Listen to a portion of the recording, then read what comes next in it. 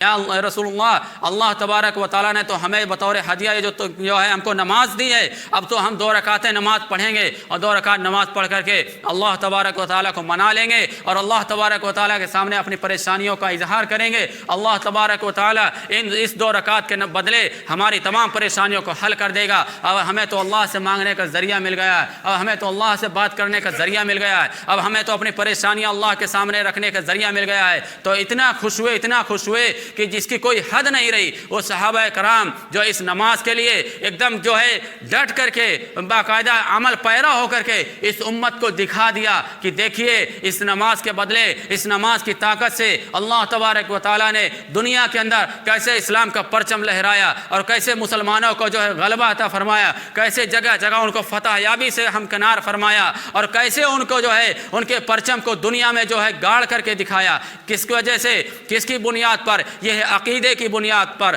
اللہ تبارک و تعالیٰ سے مضبوط تعلق کی مضبوطی کی بنیاد پر۔ یہ وہی صحابہ کرام ہیں، یہ وہی نماز پڑھتے تھے جو کہ آج ہم سب پڑھ رہے ہیں۔ یہ کوئی دوسری نماز نہیں پڑھ رہے تھے، کوئی دوسری نماز نہیں تھی، اور یہ وہی نماز ہے جو آج ہم سب پڑھتے ہیں۔ وہی نماز وہ بھی پڑھتے تھے، وہی نماز ہم بھی پڑھتے ہیں، لیکن یہاں پر شرط یہ ہے کہ ان کا عقیدہ جو تھا، ان کا جو یقین بنا تھا، جو ہمارے نبی صلی اللہ علیہ وسلم نے ان کا جو یقین بنایا تھا، جو ان کا عقیدہ بنایا تھا، وہ واحد ایک اللہ کی ذات سے ہونے کا عقیدہ بنایا تھا، واحد ایک اللہ کی ذات سے کرنے اور ہونے کا یقین بنایا تھا۔ اور آج ہمارا اور آپ کا یقین کیا بنا ہے کہ فلاں سے بھی میرا کام ہو جائے گا، فلاں جگہ سے بھی میرا کام ہو جائے گا، فلاں درگاہ پہ جانے سے میرا کام ہو جائے گا، فلاں پیر کی چوکھٹ پہ جانے سے میرا کام ہو جائے گا۔ یہ یقین ہم سب نے بنا رکھا ہے، یہ من گھڑت چیزیں ہم نے اپنے دماغ اور اپنے بھیجے میں گھسا رکھا ہے۔ اس وجہ سے آج ہم اور آپ پٹ رہے ہیں، مارے جا رہے ہیں۔ ہم نماز پڑھ رہے ہیں، اللہ کے سامنے جھک رہے ہیں، لیکن ہماری دعائیں نہیں قبول ہو رہی، ہمارے کام نہیں حل ہو رہے ہیں، بلکہ دن بہ دن ہمارے اوپر حالات آتے جا رہے ہیں۔ کیوں؟ کیونکہ ہمارے یقین میں، ہمارے عقیدے میں کھوٹ پیدا ہو گیا ہے، ہمارے عقیدے کے اندر کھوٹ پیدا ہو گیا ہے۔ وہ اگر ہمارا عقیدہ صحابہ کرام والا عقیدہ اگر آج بن جائے تو خدا کی قسم اللہ تبارک و تعالیٰ جیسے صحابہ کرام کی مدد فرماتے تھے، وہی یقین، وہی عقیدہ اگر بن گیا تو ویسے ہی آج ہماری بھی مدد فرمائے گا، ضرور فرمائے گا انشاءاللہ۔ اور دوسری جو ہے اس جو ہے شب معراج کو لے کر کے یہاں پر خرافاتیں ہو رہی ہیں کہ اس دن کو خاص طور سے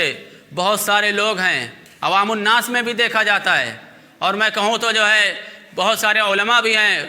ہمارے کچھ دوسرے طبقے کے علماء بھی ہیں جو اس کی ترغیب بھی دیتے ہیں۔ کیا ترغیب دیتے ہیں؟ کہ یہ شب معراج جو ہے شب قدر سے بڑھی ہوئی رات ہے، یہ بھی بیان کرتے ہیں۔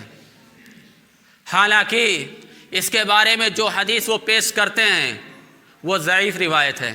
وہ موضوع روایت ہے، اس کے کوئی مستند راوی نہیں ہے۔ راوی ہیں 2 راوی 3 راوی، اس کے بعد منقطع ہو جا رہے ہیں۔ 1 راوی 2 راوی، وہ حدیث کے راوی جو ہے، اس حدیث کے راوی جو جس حدیث کو پیش کر رہے ہیں وہ راوی جو ہے باقاعدہ سند در سند ہمارے نبی صلی اللہ علیہ وسلم تک نہیں پہنچتے ہیں، بیچ میں کہیں نہ کہیں کسی راوی کا جو ہے منقطع ہونا ثابت ہے۔ تو اس وجہ سے وہ حدیث جو ہے ضعیف ہے، موضوع حدیثیں ہیں، ان کو وہ دلیل بناتے ہیں۔ صحیح حدیث جو ہے اس کے بارے میں یہ ہے کہ جو ہے شب معراج جو ہے اس رات میں جو ہے ہمارے نبی صلی اللہ علیہ وسلم کے بعد 100 سال صحابہ کرام کا زمانہ گزرا ہے، 1 صدی صحابہ کرام نے گزاری ہے۔ اس رات میں انہوں نے نہ کسی خاص عبادت کا اہتمام کیا، نہ کسی خاص روزے کا اہتمام کیا، نہ کسی خاص جو ہے پروگرام کا انہوں نے جو ہے اہتمام کیا۔ اور آج کیا ہے، اس رات کو لوگوں نے کہا اس رات میں لوگ خاص طور سے عبادت کرنی چاہیے، اور اس جو ہے 27 رجب کا روزہ رکھنا چاہیے شب معراج کے نام سے، اور یہ بھی پیش کرتے ہیں کہ یہ ایک روزہ 1000 سال کے روزوں سے بہتر ہوتا ہے۔ حالانکہ اس کے بارے میں فتاویٰ کی کتابوں میں لکھا ہے جس کا یہ یقین ہے کہ یہ اس کا روزہ رکھنا جو ہے ایک دم اہم اور ضروری ہے، اور جو سنت سمجھ کر کے خاص طور سے اس روزے کو رکھتا ہے وہ سمجھ لیجئے کہ دین کے اندر ایک نئی چیز کو پیدا کر رہا ہے۔ دین کے اندر نئی چیز کو پیدا کرنا یہ گمراہی کی علامت ہے، گمراہی کی علامت ہے۔ اسی لیے کہا گیا کہ دین میں کسی نئی چیز کا پیدا کرنا یہ بھی جو ہے گمراہی ہے، اور دین میں سے کسی ایک چیز کو ہٹانا یہ بھی گمراہی کی علامت علامت ہے۔ اس لیے اگر ہم اور آپ سوچتے ہیں کہ شب معراج کو خاص طور سے کوئی الگ سے عبادت کرنی چاہیے اور خاص طور سے اس کے لیے کوئی الگ سے اہتمام ہونا چاہیے، تو اس کا نہ تو کسی اہتمام کا صحابہ کرام سے ثابت ہے، نہ ہمارے نبی نے کسی چیز کو جو ہے اس میں حکم دیا ہے کرنے کے لیے، نہ تو اس میں روزہ رکھنے کا ہم کو حکم دیا ہے۔ ہاں، اس میں روزہ وہی شخص رکھ سکتا ہے جس کا پورے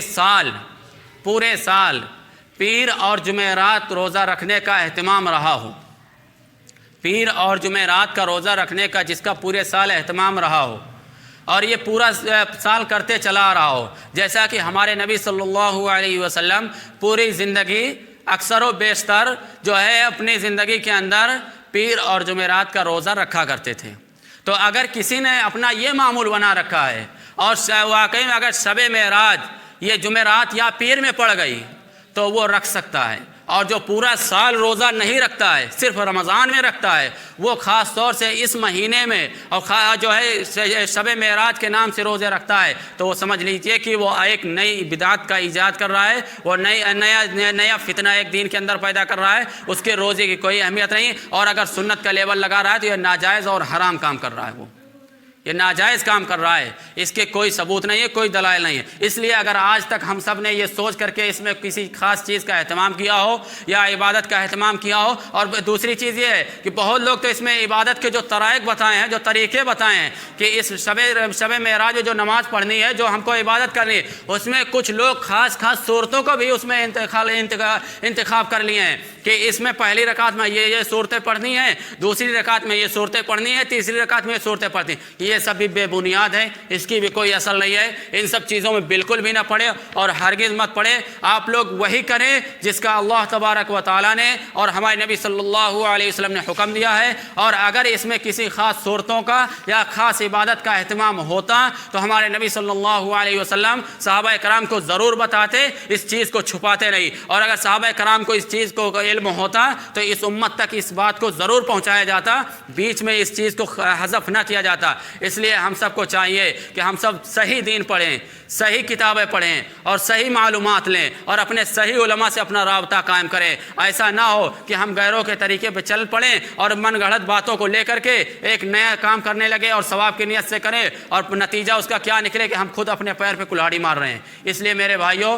جو ہے ہم سب کو بہت سوچ سمجھ کے قدم رکھنے کی ضرورت ہے۔ آج جو ہے طرح طرح کے فتنے کھڑے ہو رہے ہیں اور دین کا لیبل لگا کر کے طرح طرح کے لوگ آ رہے ہیں اور دین پر حملہ کر رہے ہیں، ہمارے ایمان سے کھلواڑ کر رہے ہیں، ہمارے ایمان پر ڈاکہ ڈال رہے ہیں۔ اس لیے ہم سب کو بہت سوچ سمجھ کے ہر کام کرنے کی ضرورت ہے۔ اللہ تبارک و تعالی ہم سب کو کہنے سننے سے زیادہ عمل کی توفیق عطا فرمائے۔ وآخر دعوانا ان الحمد للہ۔